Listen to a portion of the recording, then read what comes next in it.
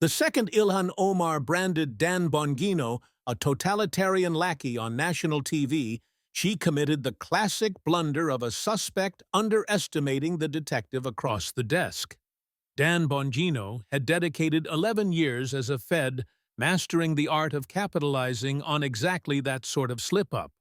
She had walked into the CBS studios for Face the Nation totally unguarded, carrying the swagger of someone who'd weathered endless scandals without a scratch. Dan Bongino, however, had prepped a different kind of game plan. He arrived armed with his usual arsenal: hard data, paperwork, verified facts, and the forensic focus of a man who'd spent a career breaking people who believed they could bluff their way out of a corner. The auditorium was jammed with 200 spectators, meticulously split between right-wingers, leftists, and undecided voters. CBS had been hyping this showdown for weeks as the ultimate American face-off on borders, identity, and homeland security. Behind the scenes, the difference between the two contenders was jarring. Omar's entourage was a clutter of 5 staffers hovering around her. Bongino sat isolated in the green room, scanning notes on his tablet.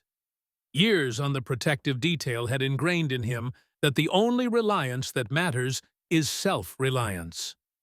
Margaret Brennan took the stage to polite, measured clapping. Omar emerged first to a divided reception of cheers and jeers. Bongino stepped out half a minute later to an ovation that was distinctly more thunderous. He locked eyes with Omar immediately, a steady gaze like an investigator assessing a person of interest. As the broadcast went live into living rooms nationwide, 14 million viewers were locked in. "Welcome to you both this evening," the moderator began, before Omar cut in. "I just need to state that it is deeply troubling that CBS decided to give a stage to a character like Dan Bongino. Individuals like him symbolize the authoritarian sycophant branch of American politics." Dan Bongino just grinned. "Thanks for that," he replied. "I genuinely value you setting the vibe so early, because now we can speak without filters. The Congresswoman just labeled me a totalitarian lackey on a national broadcast, so I believe the rules of engagement are set. Before we descend into insults, Congresswoman, let me query you regarding a statement you made at a CARE gathering in Los Angeles on March 23, 2019. CARE was founded after 9/11 because they recognized that some people did something. Some people did something. That is how you characterized the terror attacks of September 11th. Bongino let the clip roll so America could see it. "I was an agent on the ground on September 11th, 2001. Some people were 19 al-Qaeda hijackers, and they did something. They slaughtered Americans. I dragged survivors from the rubble that day. And you reduced it to some people did something. A person who trivializes 9/11 has no standing to lecture anybody on patriotism. You hold a seat in Congress because this nation offered you sanctuary. The bare minimum you could offer is respect for our fallen. Let's address your issues regarding the Jewish community.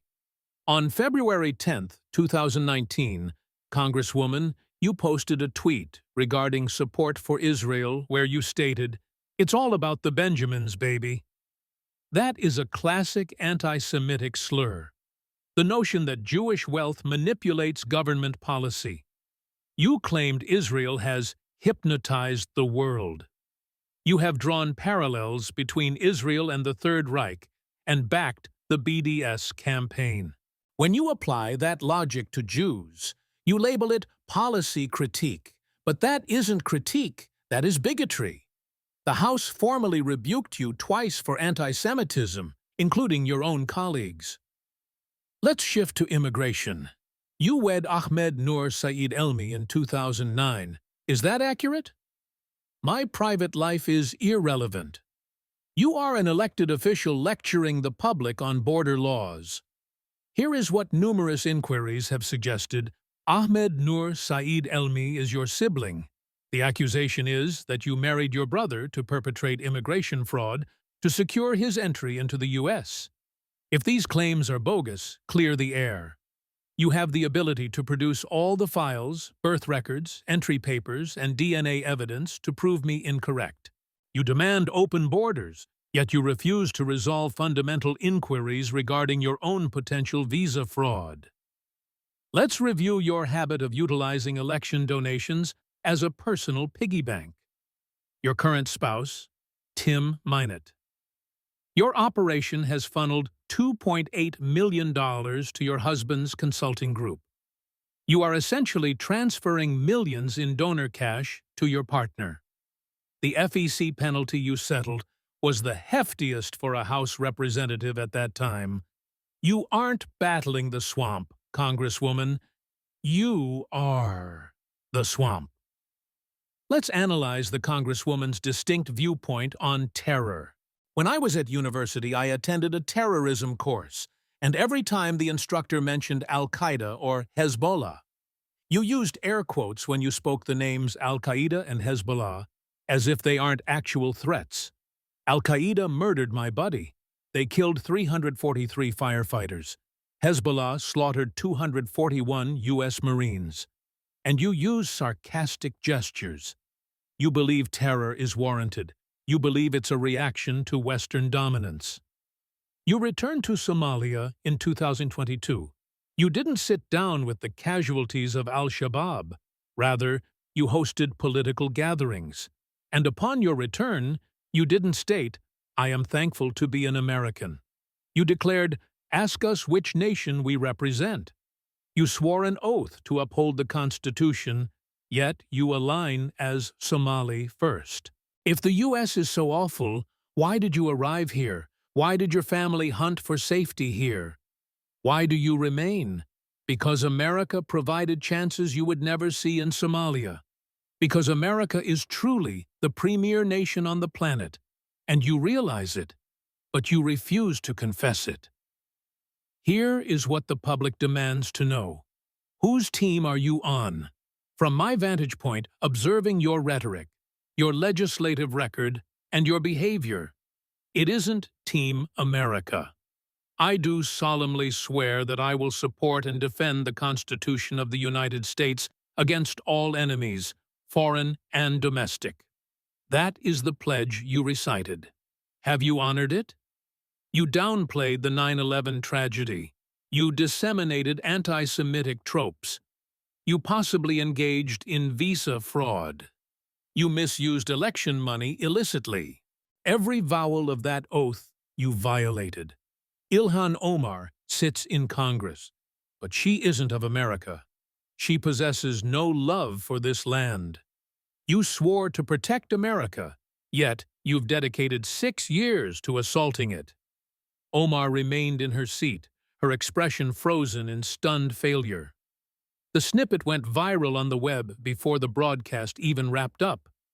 The clip racked up 5 million hits by midnight. "Whose side are you on?" transformed into an immediate slogan.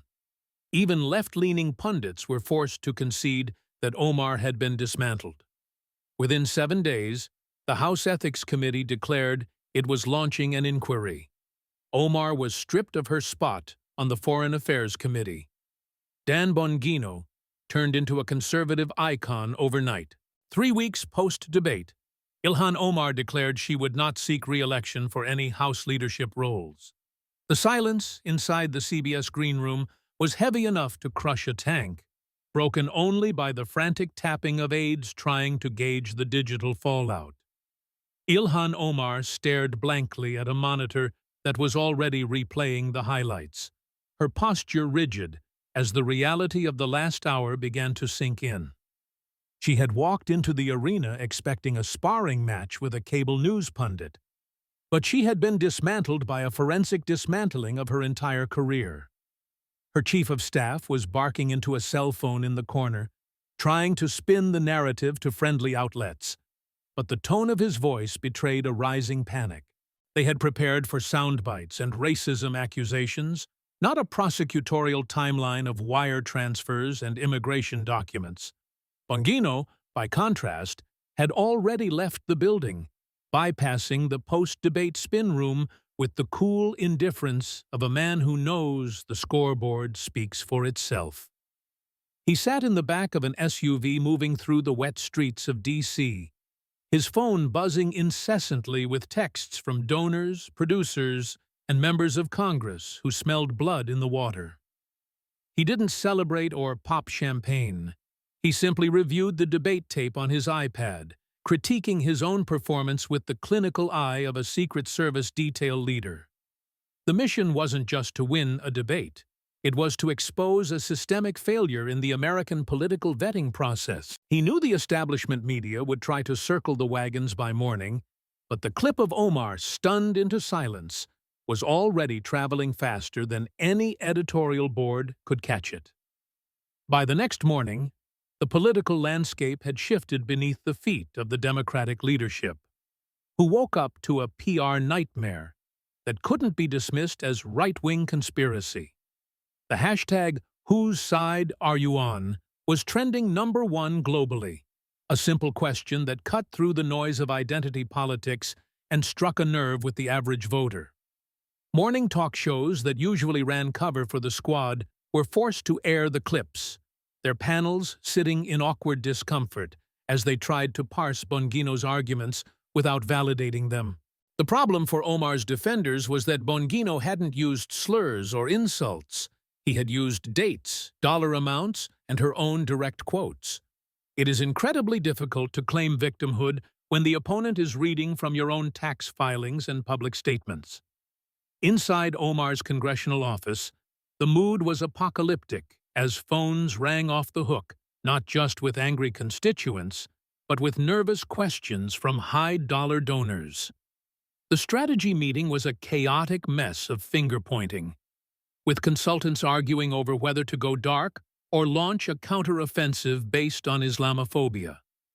They decided to double down, drafting a statement that accused CBS of platforming hate, ignoring the fact that she had been the one to initiate the name-calling. It was a tactical error born of arrogance, the assumption that the old playbook of deflection would work against a specific, evidence-based attack. But the American public had seen the receipts, and the disconnect between her claims of persecution and the reality of her record was now a chasm too wide to bridge. Bongino, anticipating the victim card strategy, had already moved to phase 2 of his offensive, utilizing his podcast to deep dive into the documents he didn't have time to fully address on stage. He released a special episode titled The Files, which walked listeners through the timeline of the immigration allegations with the precision of a federal indictment. He broke down the school records, the marriage certificates, and the overlapping addresses, presenting it not as political gossip, but as a potential federal crime that had been swept under the rug. This wasn't about politics anymore. It was about the equal application of the law, a concept that resonated with millions of Americans who felt the system was rigged. The episode was downloaded 3 million times in 24 hours, bypassing the mainstream media gatekeepers entirely. The pressure began to mount on the House Ethics Committee, which found itself in the uncomfortable position of having to address allegations that were now public knowledge. Moderate Democrats in swing districts began to distance themselves, terrified that the anti-American label was starting to stick to the entire party brand. Background conversations in the Capitol cloakrooms turned from supportive whispers to calculated discussions about liability and political survival. A prominent New York Democrat was overheard at a fundraiser saying that Omar had become radioactive and that the party needed to cut the cord before the midterms. The silence from the Speaker's office was deafening, a passive signal that the leadership was no longer willing to spend political capital defending the indefensible. Meanwhile, back in Minneapolis, the ground game was shifting as local community leaders, previously afraid to speak out, sensed weakness in the political machine. Somali elders, who had long been uncomfortable with Omar's radical social stances and lack of focus on district issues, began reaching out to alternative candidates. They were tired of their community being used as a prop for a national culture war, while their neighborhoods dealt with rising crime and economic stagnation. Bongino's team highlighted these local voices, amplifying the discontent and proving that this wasn't a case of white versus black, but of American citizens versus a self-serving politician. The narrative that Omar represented, the undisputed voice of her district, was beginning to crumble under the weight of neglect. The climax of the fallout came 2 weeks later when a legitimate news outlet, forced by the viral pressure, published an investigative piece corroborating the campaign finance irregularities Bongino had cited. The article detailed how funds were funneled through shell companies and consulting firms linked to her romantic partner, painting a picture of a grift that was brazen even by DC standards. It was the verification the public needed, stripping away the right-wing talking point defense and leaving the cold, hard facts of corruption exposed. Omar canceled a scheduled town hall, citing security concerns, but everyone knew it was because she couldn't face a room full of constituents armed with questions. The image of an empty podium became the visual metaphor for her crumbling legitimacy. Bongino kept the pressure on, announcing a series of live shows in key districts, turning the momentum from the debate into a grassroots movement demanding accountability. He framed the issue as a test of the American experiment. Could the system correct itself, or was the ruling class truly above the law? Crowds lined up for blocks, not just conservatives, but disaffected liberals and independents who were exhausted by the double standards of the elite. The energy was electric, a populist surge that wasn't about a specific party, but about a return to foundational principles of governance and loyalty to the nation. Bongino had tapped into a vein of patriotism that the political establishment had foolishly ignored. As the weeks turned into a month, the legal wheels began to turn, slowly but with the inexorable weight of bureaucracy, as the Department of Justice faced inquiries from Senate Judiciary members. Letters were sent, subpoenas were discussed, and the protective bubble that had surrounded the squad began to dissolve. Omar's legal team was quietly expanding, shifting from political consultants to criminal defense attorneys, a sure sign that the threat had moved from the court of public opinion to the court of law. The defiance that had defined her public persona was replaced by a calculated silence, her social media feed turning into a sterile stream of generic press releases. The firebrand was being suffocated by the very records she had tried to hide. The turning point in the media narrative happened when a longtime liberal commentator on a major network finally broke ranks during a primetime roundtable. "We can't keep pretending the emperor has clothes just because we like the emperor's identity," he said, stunning his co-hosts. Bongino brought facts, and ignoring them makes us look like accomplices to corruption rather than journalists. It was the crack in the dam that allowed the floodwaters to rush in, as other outlets realized that defending Omar was costing them their dwindling credibility. The coverage shifted from "Republicans pounce" to "questions mount," a subtle but fatal change in framing that signaled the end of the protection racket.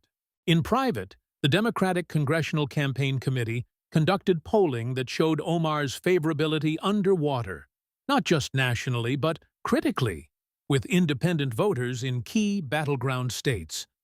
The data was unequivocal. Her presence on the national stage was dragging down the entire ticket, mobilizing the opposition faster than it energized the base. A delegation of senior party members was dispatched to have the talk, the quiet, brutal conversation where a politician is told their time is up. They didn't ask for her resignation publicly. That would cause a civil war within the party base. Instead, they offered her a dignified exit ramp, a chance to step back for family reasons Rather than face a humiliating primary challenge, they would no longer help her fight. Omar resisted initially, her instinct for combat kicking in, but the isolation was absolute, with even her closest allies in the squad going silent to protect their own careers. She realized that the movement she claimed to lead had moved on, that the novelty of her disruptor status had worn off, leaving only the wreckage of her governance. The realization was bitter, a jagged pill to swallow for someone who believed she was destined for history books, not footnotes of scandal. She spent long nights in her D.C. apartment, reviewing the tape of the debate, looking for the moment she lost, but realizing it wasn't a single moment. It was the accumulation of years of taking the country that sheltered her for granted. Bongino, for his part, didn't spike the football when the rumors of her retirement began to swirl in the Politico newsletters. He mentioned it briefly on his show, simply stating that accountability is a process, not an event, and immediately pivoted to the next story. He understood that Omar was merely a symptom of a deeper pathology in the capital, a culture that rewarded performance over patriotism. His audience grew, not because they wanted to see a politician destroyed, but because they wanted to see the truth vindicated. The victory wasn't personal. It was a proof of concept that the truth, when delivered fearlessly, still had currency in America. The final act of this political drama played out in a somber press conference held in Minneapolis, far from the bright lights of the CBS studio where it had all unraveled. There were no cheering crowds, no aggressive reporters, just a subdued statement read from a teleprompter about new chapters and passing the torch. The gathered press knew the subtext. They knew the real reason was the dossier of evidence that had been laid bare on national television. As she walked away from the podium, ignoring shouted questions about the investigation, the legacy was sealed.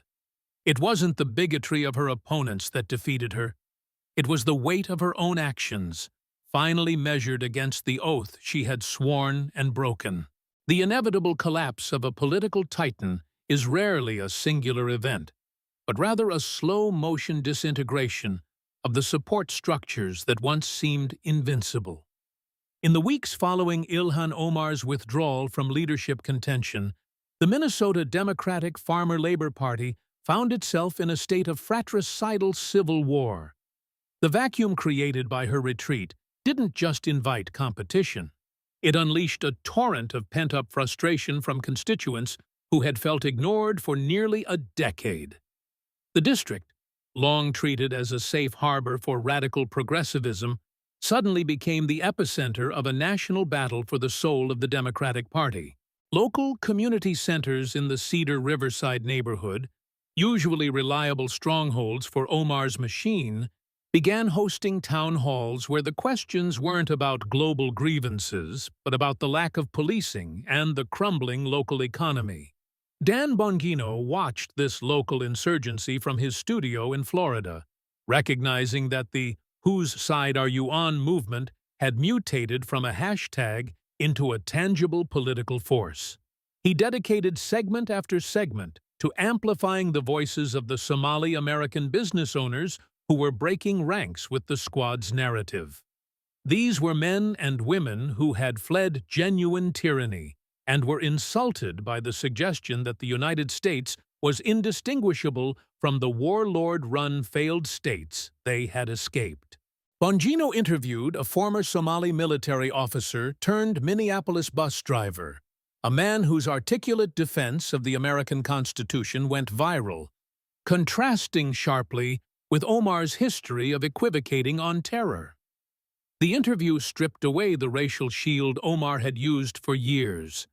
Here was a man of her own heritage accusing her of betraying the American dream.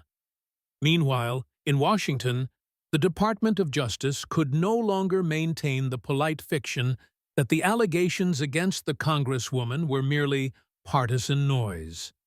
The accumulation of evidence regarding the marriage fraud accusations had crossed the threshold from suspicious to legally actionable, forcing career prosecutors to open formal files. Subpoenas began to fly, not with the fanfare of a press conference, but with the quiet, terrifying efficiency of federal law enforcement. Agents from Homeland Security investigations were spotted conducting interviews in Minneapolis, speaking with registrars, school administrators, and former campaign aides who were desperate to cut deals to save their own skins. The legal firewall that usually protects sitting members of Congress was dissolving under the acid of undeniable documentation. The panic within the squad was palpable, manifesting in a frantic attempt to scrub their digital footprints and distance themselves from their fallen comrade. Alexandria Ocasio-Cortez and Rashida Tlaib, previously inseparable from Omar in photo ops and policy rollouts, suddenly found their schedules too full to comment on the investigation.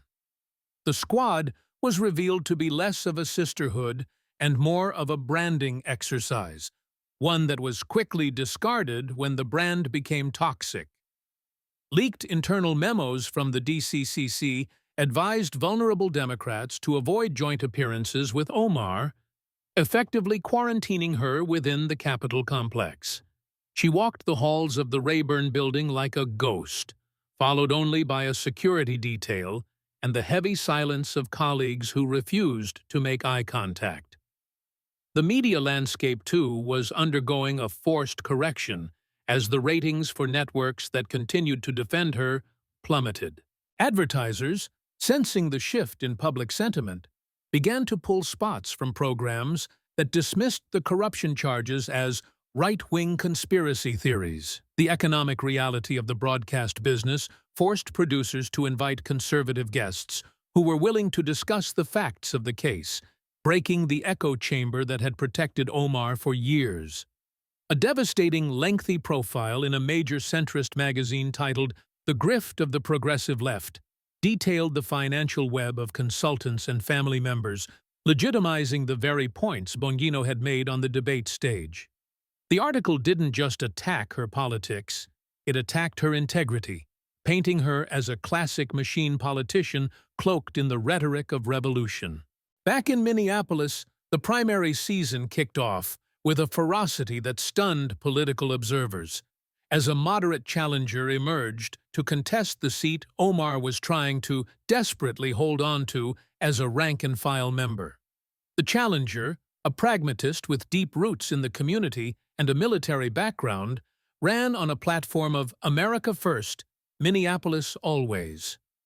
He didn't need to attack Omar personally. He simply played the clips of her refusing to condemn al-Qaeda and her dismissal of 9/11 alongside images of the local urban decay. The contrast was visceral, offering voters a choice between performative outrage and practical governance. For the first time, the Somali elders endorsed the challenger, a seismic shift in the tribal politics of the district that signaled the end of Omar's iron grip. As the legal noose tightened, the House Ethics Committee finally scheduled a closed-door hearing, summoning Omar to testify regarding the campaign finance irregularities and the tax returns. Rumors swirled that she would plead the Fifth, a maneuver that, while legally protective, would be politically suicidal for a sitting member of Congress. Bongino predicted on his show that she would try to turn the hearing into a circus, a piece of theater designed to rally her shrinking base. Instead, reports leaked that the hearing was a somber technical affair, where IRS forensic accountants laid out a timeline of money laundering that left no room for grandstanding. The sheer volume of financial mismatches was so egregious that even the Democratic members of the committee were left shaking their heads in disbelief. The DOJ, working in tandem with the ethics probe, dropped a bombshell indictment regarding the immigration fraud allegations just 3 weeks before the primary election. The indictment didn't just name Omar, it named a network of associates who had facilitated the fraudulent paperwork, implicating a ring of deception that spanned a decade. The specific charge of conspiracy to defraud the United States carried a weight that shattered whatever remained of her re-election campaign. The mugshots of her former aides dominated the local news cycles, visually anchoring the corruption in the minds of the voters. It was the Al Capone moment. They had finally caught the operation not on ideology, but on the cold, hard math of bureaucratic crime. Bongino's role shifted from agitator to narrator, as he used his platform to explain the legal intricacies to an audience that was hungry for justice but confused by the process. He hosted former federal prosecutors to break down the indictment, ensuring that the public understood this wasn't a political hit job, but a restoration of the rule of law. Justice is blind, Bongino told his listeners, but it isn't deaf, and for years it has been hearing the cries of a system being mocked. He warned against complacency, urging his audience to stay focused on the outcome rather than celebrating prematurely. The goal, he reminded them, wasn't the destruction of a person, but the vindication of the principle that no one is above the law. The primary election night in Minneapolis was less a contest and more a coronation of the new direction the district had chosen to take. The moderate challenger crushed Omar by a 20-point margin, a landslide that was statistically impossible according to the polls from just 6 months prior. The victory speech was devoid of identity politics, focusing instead on unity, economic recovery, and gratitude to the nation.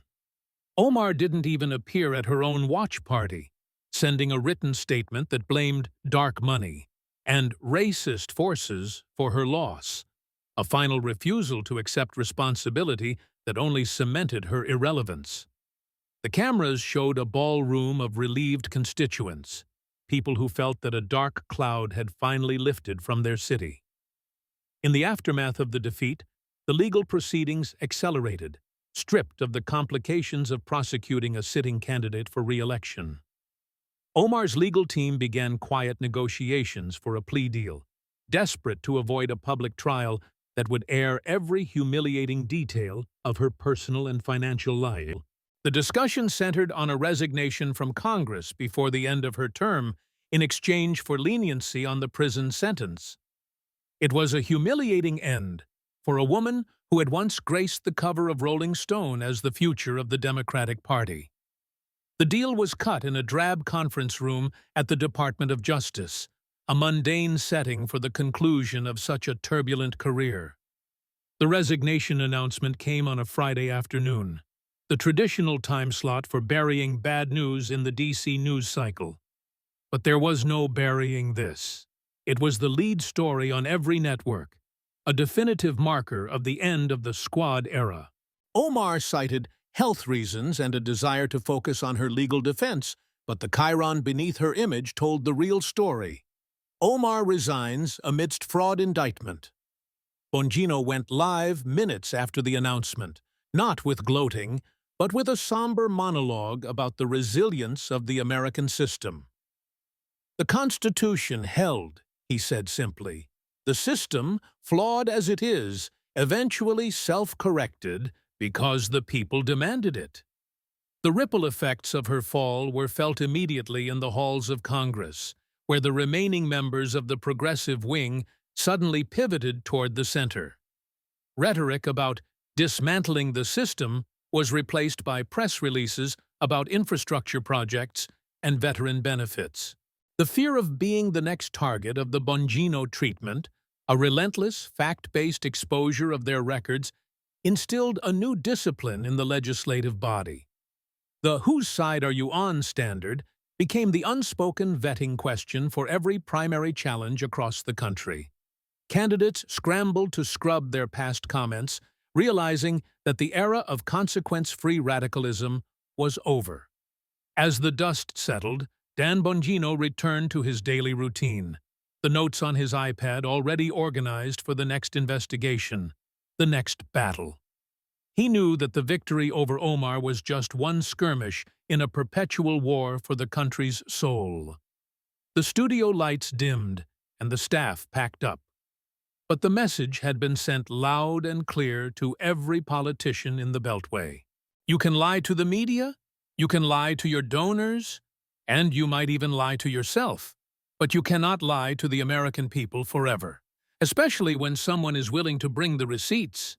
The legacy of the debate was not just the removal of one corrupt politician, but the awakening of a sleeping giant, the engaged, informed citizen. The 14 million people who had tuned in that night didn't just watch a TV show. They learned how to vet their own leaders. They learned that the title of congresswoman or senator did not grant immunity from scrutiny. Across the nation, school board meetings, city councils, and state legislatures began to see an influx of citizens armed with data, demanding answers. The Bongino effect had decentralized the accountability process, turning every voter into a potential investigator. In the end, Ilhan Omar became a cautionary tale, a footnote in political science textbooks under the chapter regarding hubris and overreach. Her office was cleared out by staffers who moved quickly, eager to disassociate themselves from the toxic atmosphere. The nameplate was removed from the door, leaving only screw holes in the wood, a stark reminder of how temporary power really is. The Republic moved on, battered but intact, stronger for having excised a malignancy from its legislative body. And somewhere in Florida, a former Secret Service agent turned on his microphone, ready to ask the next person in power the only question that mattered. Whose side are you on? The culmination of the federal case against Ilhan Omar arrived not with a bang, but with the quiet, shuffling papers of a plea agreement filed in a district court in Minnesota. To avoid the spectacle of a public trial that would have exposed every financial skeleton in her closet, the former congresswoman agreed to plead guilty to 2 counts of misuse of campaign funds and 1 count of filing false federal documents. In exchange for her admission of guilt, the prosecutors recommended a sentence of probation, a massive restitution payment, and, most devastatingly, a permanent ban from holding federal office. It was a capitulation that stripped away the last veneer of her defiance, forcing her to stand before a judge and verbally admit that she had defrauded the very people she claimed to champion. The victim of the system narrative evaporated the moment she uttered the word guilty into the court record. The reaction from the public was a complicated mix of vindication and frustration, as many felt that a prison sentence was the only appropriate punishment for the scale of the deception. Dan Bongino, however, took to the airwaves to reframe the outcome, arguing that the true penalty for a narcissist like Omar was not a jail cell, but irrelevance. We took away her microphone, her platform, and her power, he told his audience, and for someone who feeds on attention, obscurity is a fate worse than incarceration.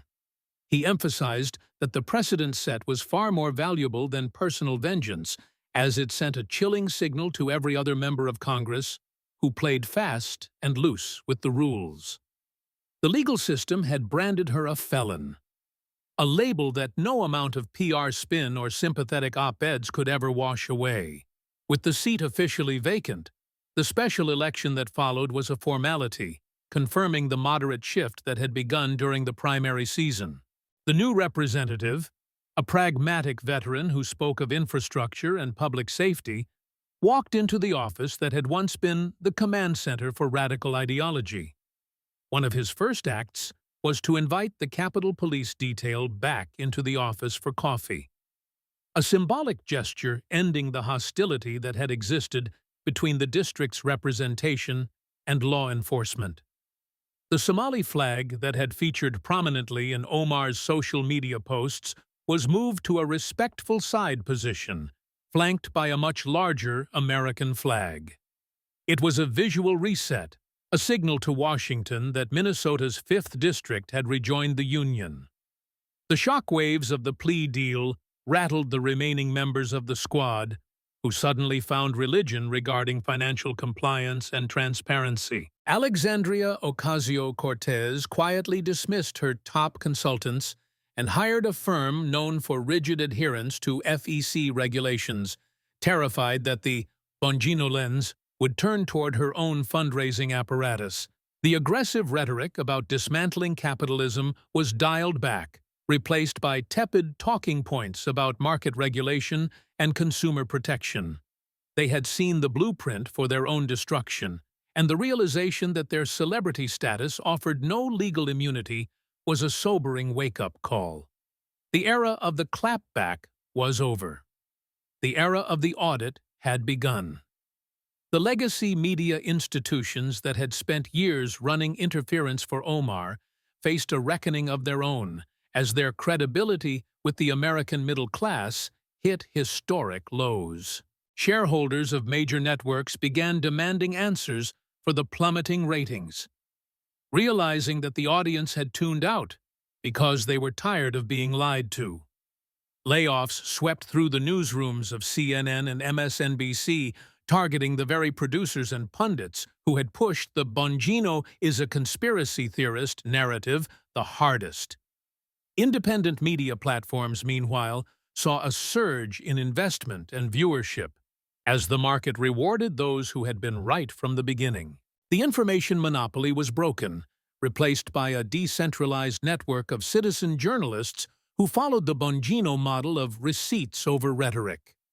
Dan Bongino utilized this momentum to expand his operations, launching a new initiative dedicated to funding investigative journalism into congressional corruption. He understood that he couldn't clone himself, but he could clone the methodology, training a new generation of reporters to dig through tax filings and immigration records. "The swamp is deep," he announced at the launch event, "and we need more divers." The project was fully funded by small-dollar donations within 48 hours, a war chest provided by Americans who were desperate for the truth. It was the industrialization of accountability, a permanent infrastructure designed to ensure that no politician could ever again hide behind the shield of identity politics. In the months that followed, the tone of congressional hearings shifted dramatically, with Republican members adopting the forensic style that had dismantled Omar. Instead of grandstanding speeches, committee members began arriving with binders of evidence, asking specific yes or no questions based on financial data. The Bongino rule, never ask a question you don't have the document to prove, became the gold standard for legislative oversight. Bureaucrats who were used to filibustering their way through testimony found themselves cornered by their own paper trails. The fear of being the next viral clip on Bongino's show kept agency heads awake at night, leading to a surprising increase in government efficiency. Ilhan Omar attempted a brief return to the public eye, launching a podcast and announcing a memoir that promised to tell her truth about the right-wing witch hunt.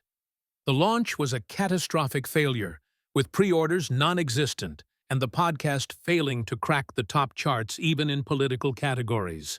Without the power of her office and the protection of the Democratic machine, she was just another disgraced politician shouting into the void. The speaking invitations from prestigious universities dried up, replaced by offers from fringe radical groups that paid pennies on the dollar.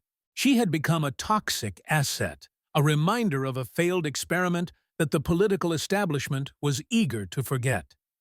The movement that started with a single debate had matured into a cultural immune system, capable of identifying and neutralizing threats to the republic before they could metastasize. Voters in other districts began recalling school board members and city councilors who displayed the same anti-American tendencies as the former congresswoman. The phrase, "Whose side are you on?" appeared on yard signs from Virginia to Arizona, a simple shibboleth that cut through the noise of partisan bickering. It wasn't about Republican versus Democrat anymore. It was about the citizen versus the ruling class. The sleeping giant of the American electorate was wide awake, and it was no longer in the mood to hit the snooze button. As the one-year anniversary of the debate approached, Dan Bongino sat in his studio, reviewing the script for his commemorative special. He didn't focus on the victory lap. Instead, he focused on the horizon, warning his audience that the price of liberty is eternal vigilance. "We won a battle," he told the camera, his eyes locking with the millions watching at home. "But the war for the soul of this country is fought every single day." He closed the segment not with a cheer, but with a challenge, urging his viewers to pick up the torch and do the work in their own communities. The screen faded to black, leaving the audience with the heavy, empowering silence of a mission that was just beginning. The initiative Dan Bongino christened the Accountability Project wasted no time in proving that the takedown of Ilhan Omar was a proof of concept rather than a fluke. Within 3 months of its launch, the team of forensic accountants and investigative journalists he had assembled began releasing dossiers on municipal corruption in major cities like Chicago and Philadelphia. These weren't vague op-eds about bad policy. They were dense, citation-heavy reports detailing how federal housing grants were being siphoned into the pockets of local party bosses. The first major exposé targeted a prominent district attorney who had run on a platform of justice reform while simultaneously using his office's budget to award no-bid contracts to his donors. When the story broke, the legacy media tried to ignore it, but the Accountability Project simply bypassed them, pushing the data directly to millions of subscribers who flooded the DA's phone lines. It was a digital siege that forced the local city council to hold emergency hearings within 48 hours. The success of these operations fundamentally altered the risk calculation for public officials across the country, creating an atmosphere of paranoia in city halls that had operated with impunity for decades. Political consultants began advising their clients to conduct preemptive audits of their own finances, terrified that a single forgotten wire transfer could trigger a Bongino-style investigation. The casual graft that had been the lubricant of local politics, the family members on payrolls, the luxury travel expensed to the taxpayers, suddenly became radioactive. You could practically hear the shredders running overtime in the back offices of the administrative state as panicked bureaucrats tried to sanitize their records. For the first time in a generation, the fear of getting caught outweighed the temptation of the grift. This new era of hyper-scrutiny also began to reshape the candidate recruitment process for both parties, filtering out the performative activists who had dominated the last few election cycles. Party chairs, desperate to avoid the embarrassment of a public vetting, began prioritizing boring, competent candidates with clean tax returns over charismatic firebrands with baggage. The squad archetype, young, loud, and loose with the rules, was viewed as a liability, replaced by veterans and business owners who understood that a balance sheet doesn't lie. The political aesthetic shifted from revolutionary chic to managerial competence, a return to the idea that a representative is hired to run a government, not star in a reality show. The screaming matches on cable news began to look increasingly dated, relics of a time before the adults re-entered the room. Bongino himself became a sort of shadow regulator, a figure whose mere interest in a topic was enough to cause stock prices to drop or resignations to be tendered. He rarely engaged in Twitter spats anymore, preferring to post cryptic screenshots of public records that sent shockwaves through the specific agencies he was targeting. When a high-ranking official at the Department of Energy tried to dismiss the project as right-wing harassment, Bongino didn't argue. He simply released the official's travel logs showing a clear pattern of personal misuse of government jets. The official resigned by the end of the week, citing family reasons, a euphemism that everyone now understood meant caught red-handed. The swiftness of the takedown served as a reminder that the old defense mechanisms of denial and deflection were obsolete against raw data. The cultural impact of this shift extended beyond politics and into the corporate boardrooms that had previously tried to curry favor with the progressive left. CEOs who had once eagerly issued statements on every social cause suddenly went silent, realizing that engaging in political theater invited a level of financial scrutiny they were unprepared for. The Accountability Project had begun looking into the flow of corporate donations to activist nonprofits, tracing the money in a way that exposed the cynicism behind the woke capital phenomenon. Companies realized that the safest path was neutrality, leading to a massive depoliticization of the American marketplace. The consumers, exhausted by being lectured to by their sneaker brands, welcomed the return to a transaction-based economy where products were just products.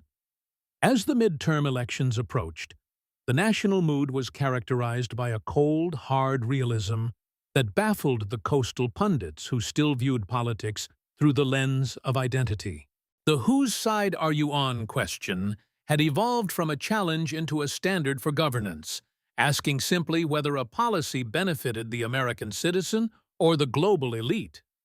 Candidates who tried to pivot to emotional arguments were ruthlessly fact-checked in real time by a citizenry armed with smartphones and access to the new databases Bongino's team had popularized. The gap between the official narrative and the observed reality had closed, because the public was no longer waiting for the news to tell them what was happening. They were reading the source documents themselves. In the final analysis, the movement didn't just drain the swamp. It installed a permanent surveillance system to ensure the water level never rose again. The halls of Congress were quieter, the backroom deals were fewer, and the reverence for the oath of office had begun to return, not out of virtue, but out of necessity. Dan Bongino had proven that the most dangerous weapon in a democracy isn't a gun or a gavel, but a highlighter and a stack of FOIA requests. The American experiment had been stress-tested and had survived, hardened by the realization that liberty isn't a gift you receive, but a standard you must enforce. And in the quiet hum of servers storing terabytes of public records, the message to the ruling class was clear and permanent. We are watching. The inevitable counteroffensive from the establishment launched in the dead of winter, a coordinated effort not to debate the data, but to suffocate the infrastructure that was hosting it. Major financial institutions, pressured by shadow groups masquerading as disinformation watchdogs, began quietly debanking the Accountability Project, freezing assets and processing capabilities under vague terms of service violations. It was a calculated attempt to starve the beast, a tactic that had worked flawlessly against isolated dissidents in the past who lacked the war chest to fight back. But this time, the establishment had misjudged the battlefield, failing to realize that the project wasn't funded by a few mega-donors they could intimidate, but by millions of small-dollar patriots who were essentially uncancelable. Within hours of the freeze being announced, alternative payment processors were activated, and a massive consumer boycott hit the offending banks, causing stock prices to wobble as customers withdrew billions in deposits in a show of collective force. Bongino responded to the financial warfare not with complaints, but with a scorched earth data dump that he had been holding in reserve for exactly this moment. He released the NGO files, a sprawling database that mapped the financial DNA of the very organizations that had lobbied for the banking freeze. The documents revealed a labyrinth of dark money, showing how foreign entities were funneling cash through 501c3 nonprofits to influence American domestic policy and silence political opposition. It was the Rosetta Stone of the censorship industrial complex, connecting the dots between government agencies, tech monopolies, and the so-called civil society groups that acted as their enforcers. The revelation that the disinformation experts were actually foreign-funded political operatives shattered their moral authority instantly. The fallout reached the United States Senate, where the sheer weight of the evidence forced the Judiciary Committee to convene hearings on foreign influence in domestic advocacy. For the first time, the CEOs of these massive nonprofits were dragged out of the shadows and placed under oath, forced to answer to the very receipts Bongino's team had unearthed. The spectacle was a reversal of the usual dynamic. Instead of senators seeking approval from these power brokers, they were interrogating them with the hostility usually reserved for tobacco executives. A young freshman senator, elected on the wave of the new accountability movement, grilled the head of a major foundation using a timeline of wire transfers that directly contradicted the witness's opening statement. The moment went viral, not because of a clever soundbite, but because it showed the terrifying silence of a man who realized he had just perjured himself on national television. This exposure of the NGO complex led to a cascade of legislative action, as states began passing transparency acts requiring immediate disclosure of all foreign donations to political advocacy groups.